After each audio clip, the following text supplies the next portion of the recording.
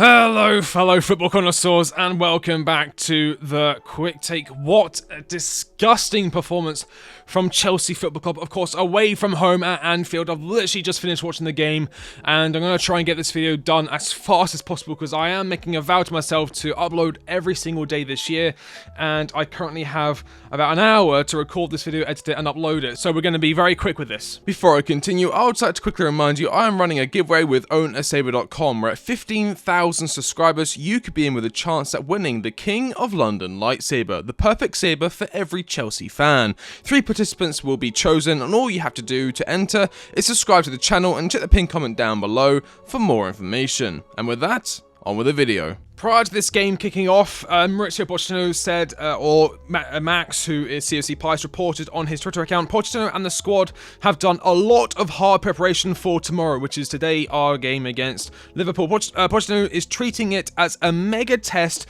for the young squad to see who is able to cope with the pressure and atmosphere of Anfield. He wants the players to be fearless and upset for the party. Well, we absolutely were not. We crumbled, and in the first half, we were completely dominated. Here we go, first half stats here.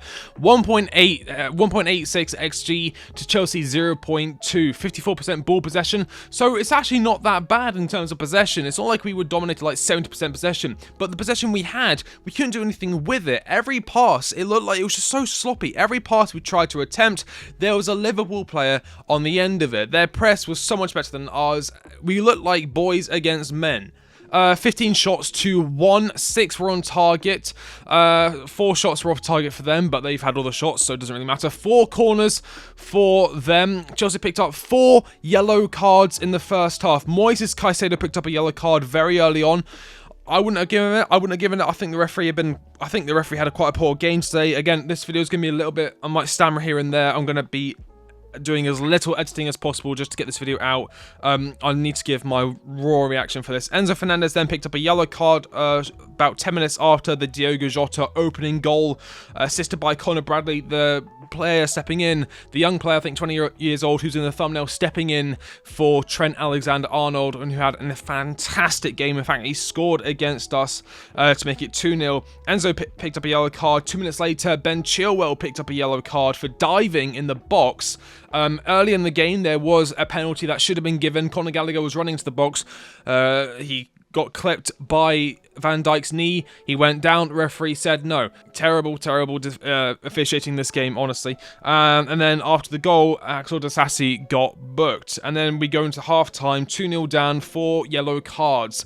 Now, this, I think, limited us massively. Having both Enzo Fernandez and having both Moises Caicedo on yellow cards early in the game made us basically fragile in the midfield. It had us restraining ourselves in terms of lunging into tackles, and I think that really cost us going into the second half, having these players one step away from a red card and going up against a referee who had already shown to be fairly incompetent this game. This game, again, I'm not going to say this loss is down to the referee.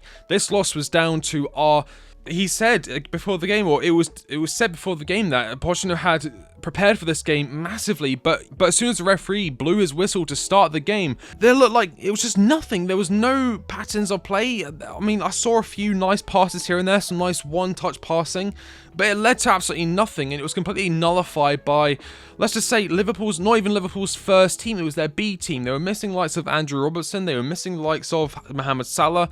Trent was on the bench again. Of course, the young player, Conor Bradley, was stepping in, and he had a fantastic game, but we looked terrible. I would say that I think George Petrovic had a decent first half. He made some great first saves, he denied Darwin Núñez for a great chance, and with Robert Sanchez coming back into the side, I really don't think he should be getting anywhere near this starting lineup ahead of Petrovic anytime soon.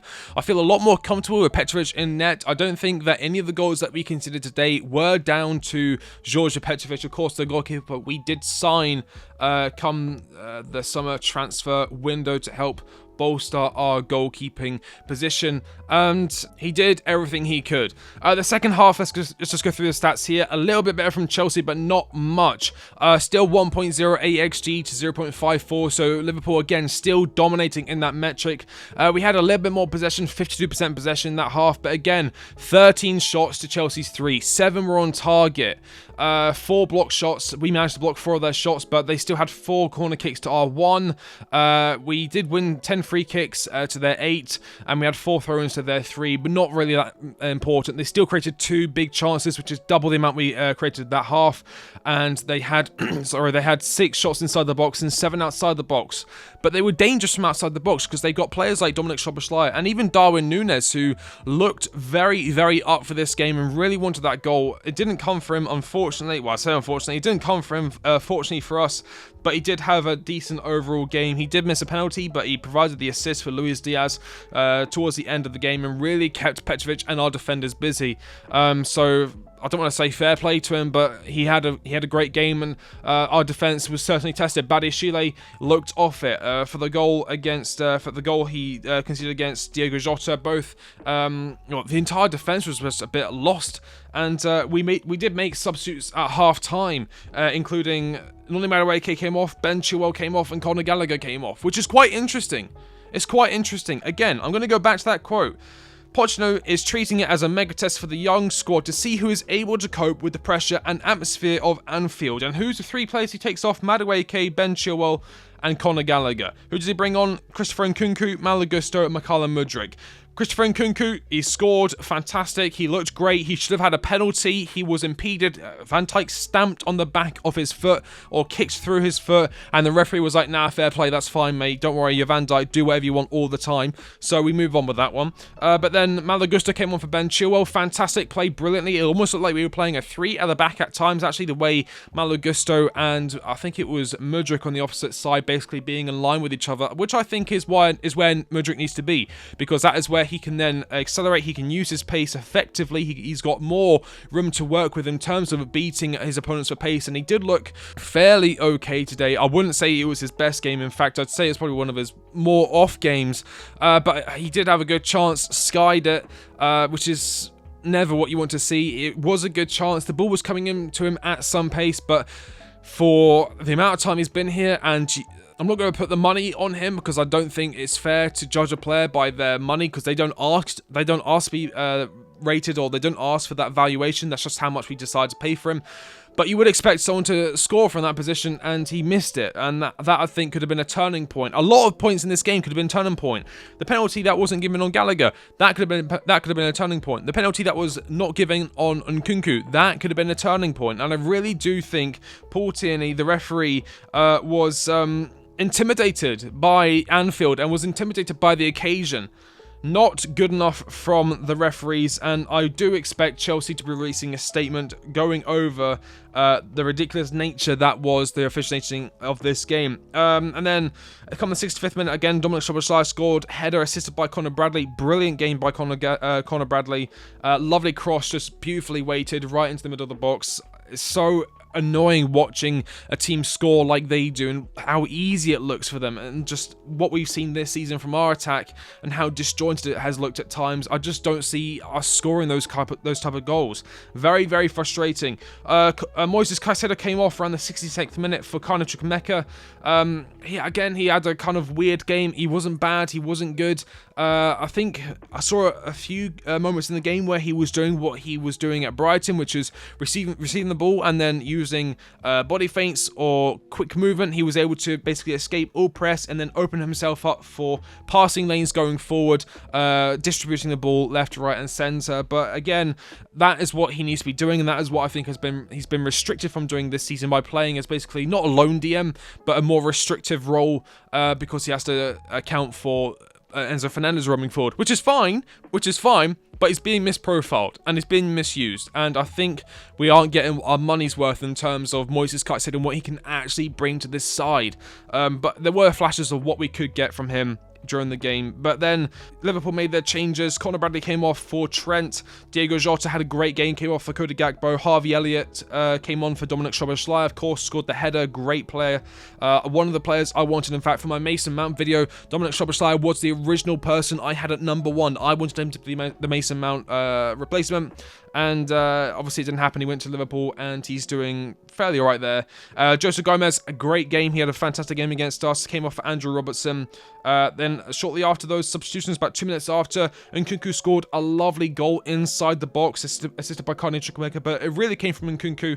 Sterling wanted the ball to be played to him, but he said, no mate, I'm not giving you the ball, and just tucked it in nicely into the bottom corner. Something that you want to see from Chelsea players, scoring like it's easy, and that is what Nkunku did today. And again, he should have had a second goal. Or at least we should have won a penalty. And then maybe Cole Palmer. I can't remember if he was still on the pitch or not. My head scrambled. The game was mental. But we should have had at least 2 goals. One a penalty. One was definitely a penalty. The other one was debatable. And if the referee had given that, I really doubt VAR would have overturned it. So you're potentially looking at 3-4, which doesn't look as bad as 4-1. Just goes to show how bad the officiating was. And then Luis Diaz scored in the 79th minute to make it 4-1, assisted by Darwin Núñez. Lovely cross from Darwin Núñez into Luis Diaz, and that's 4-1. Bob's your uncle, good night. Curtis Jones comes off for Bobby Clark, and then Cesar Caste comes on as a late game substitute in the 85th minute for Cole Palmer. But this was our chance to go ahead the likes of the likes of Manchester United, the likes of Brighton, even Newcastle. We could have gone up to, I think, 7th there, but we failed in our effort. And a lot of Chelsea fans have been, or a lot of people have been talking about Chelsea and how good their recent form has been. But I'm going to go over some of the last games we've been playing against and the competition we've been playing against. Aston Villa, 0-0 draw. We beat Middlesbrough 6-1, which is expected. You would imagine a club of this stature to be beating Middlesbrough at home. Away, we did lose, so our away record this season has been diabolical, and we see that again here against Wolverhampton Wanderers, 2-1. We beat Preston, fantastic. We beat Luton 3-2. We didn't make it look easy. We beat Palace, 2-1. Didn't make it look easy, and we beat Newcastle 1-1, and then we beat them on penalties. A late equaliser from Mikhailo Mudryk, and then we go through on penalties. So I actually don't think things are as sunflowers and rainbows or daisies or whatever the phrase is. I really don't think things are as rosy as they may appear in terms of Chelsea's form. These games that we've been winning, late equaliser from a tripping mistake against Newcastle, losing against Wolves, beating Palace 2-1, Luton 3-2 again, didn't make it look easy, nearly capitulated at the very end. Preston North End, fantastic, you beat Preston. You lost to Middlesbrough, you beat Fulham, who aren't having the greatest season of all time. We beat Middlesbrough 6-1 at home, they capitulated completely, their defence just fell apart. Aston Villa, 0-0 draw, and then that performance against the best competition we've had in a few games now, Liverpool. It looked completely, it was disgusting, that performance. I was worried going into this game that we were going to see a repeat of the Manchester United game, and that's exactly what we got. We had no answers for Liverpool's attacks. We had no answers for their crosses. We had no answers for their through balls. We were playing a high line of Badiashile and Thiago Silva against Darwin Núñez, a strong striker who likes to run in behind. Whose idea? Oh, wait, hang on. We kind of know whose idea that was. That was the idea of the brilliant Maurizio Pochettino. I'm not going to put everything on this game. I'm not going to put everything that happened in this game on the manager. I'm just saying there was no answer for Liverpool's attack. There was no answer for the way Liverpool set up. The young players he played capitulated completely. I think he should have started Malo Gusto. To wrap it up, I think Raheem Sterling should be sold come the summer. If we can get some sort of Saudi interest in, because I don't think any club in Europe who actually wants to compete at a high level would want to take Raheem Sterling on right now. £325,000 a week, so his wages are going to be high. There's only one place in the world that will take him on high wages and who won't expect the greatest footballer on planet Earth, and that would be Raheem Sterling going to the Saudi League. He was completely useless today, running into players constantly, bad decision-making, delayed balls in behind from Nkunku, cost us chances because of his slowness in terms of decision-making. A terrible, terrible signing overall. Get him gone come the summer transfer window. And Chelsea, we need to take a big, long look at ourselves and really analyse exactly what happened this game and why we were played off the pitch so easily. Thank you all so much for watching. Let me know your thoughts on that game in the comment section down below. Again, this isn't going to be a very heavily edited video. I'm recording it as fast as I can after the games get it, well, edited and uploaded before the end of the day. And I now have 1 hour, 20 minutes before midnight, so I'm going to be sharp. Thank you all so much for watching. If you like the video, like, comment, and subscribe. I've been The Quick Take, and I'll catch you on the next one. See you later.